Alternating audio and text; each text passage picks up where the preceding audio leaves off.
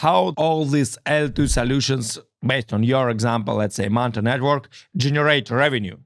Because or you are 100% venture-based and you just burn money. How does it work from the business side? The way that this works is L2s, right? Traditionally, the business model is collecting the fees on every single transaction. And a portion of those fees go to the validators, rewarded inflation on the token as well, whatever it may be. And then a portion of it is collected as profit. And this is a very similar model. But one sort of major advantage here is because we're using modular data availability, what that allows us to do is significantly decreases the cost of every single transaction, which means that we can simultaneously reduce the overall cost for the user. Like I said, we save $2 million for them in the first month, while also increasing the profit margin for the network. I guess to be concrete about this, let's say, for example, a gas fee, right, traditionally costs, I don't know, like on Ethereum, maybe like a transaction right now is like 50 cents. And so how much can you really profit off of something on top of 50 cents? So maybe you charge like an additional penny or 2 pennies or something, and you get like 2 pennies of profit and the rest goes out to, whatever it may be, just funny math, no quoting me here. So, but if you're able to now reduce that cost to a penny, you can still charge 9 cents and the cost would still be 5 times lower than originally. So now you get 9 cents in profit versus originally 1 cent or 2 cents in profit, and the user has lower fees, right? This is obviously just back of the napkin math, but the idea is you're now able to simultaneously reduce the cost for the user while also increasing profit margin, making healthier sort of revenue for the network.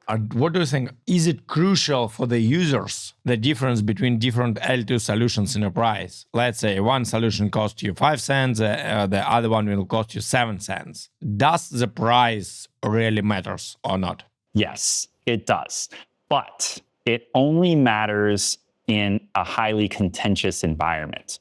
So because right now, I'd say we're kind of in starvation mode in Web3 because there's not enough users, right? Then gas fees, especially with like every single day on-chain transactions that people are making, maybe it's not such a significant impact. But when you try to actually scale that out to 1 billion users, that gas fee now becomes a tremendous issue for the average everyday user, especially if you're doing microtransactions such as making some type of interaction on SocialFi, making some type of interaction on GameFi, right? Like maybe if you do 1 or 2 interactions to stake and unstake, it's not a problem. But if you're trying to play a fully on-chain game and every single action that you take costs gas, then those fees add up significantly very quickly. Can you tell me a little bit more about yourself? How do you come up to an idea to create this Manta Network? What is your background and how all this happens? I've always been a technology entrepreneur. I started my first company back in 2011 in the cloud computing space. And so I think you can also say I'm a fairly early adopter in technologies.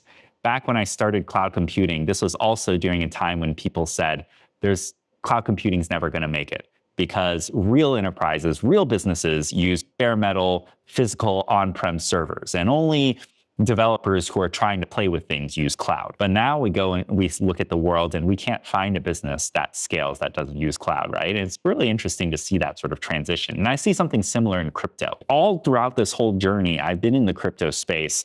Back in 2013 is when I started mining Bitcoin just to kind of experiment with it using cloud servers and stuff. So learned a lot about cryptocurrency and blockchain there and dabbled in it and tried to find if there was any sort of recipes for success between AI and blockchain as well. But this was back in like 2019 before the AI blockchain hype really came into fruition. After that, right, like just being in the space, I've always seen a lot of problems with user experience and adoption and scalability. And so that's kind of what prompted myself and my co-founder to start Manta. We actually met in graduate school. I was at MIT, he was at Harvard. And so we're basically neighbors. And so we collaborated a lot and started Manta. Hey, if you like this video, don't forget to watch a full episode and also check the links in the description below.